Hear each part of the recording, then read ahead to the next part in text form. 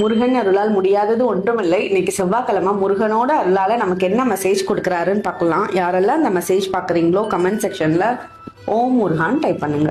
இந்த காலகட்டத்தில் உங்களுக்கு பிடிச்ச இல்லை நெருங்கிய நபரா இருந்தவங்க கூட சில பிரிவுகள் ஏற்படுது, பேசாம இருக்கக்கூடிய சூழ்நிலைகள் ஏற்படுது அப்படின்னா அதை நினைச்சு வருத்தப்பட தேவையில்லை. இந்த காலகட்டத்துக்கு அந்த பிரிவு ரொம்ப ரொம்ப தேவையான ஒரு விஷயமா தான் இருக்கு. இந்த பிரிவுல தான், இந்த பிரச்சனையில தான் உங்களை நீங்க இன்னும் ஷைன் ஆகிக்கிறதுக்கு ஒரு வாய்ப்பா அமையும்.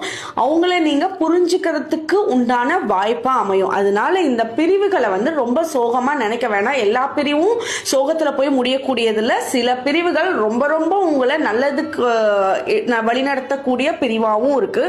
அந்த சில டிஸ்டன்ஸ் இந்த வாரத்துல உங்களுக்கு ஏற்படுறதுக்கான அமைப்பு இருக்கு. அதனால கவலைப்பட தேவையில்லை.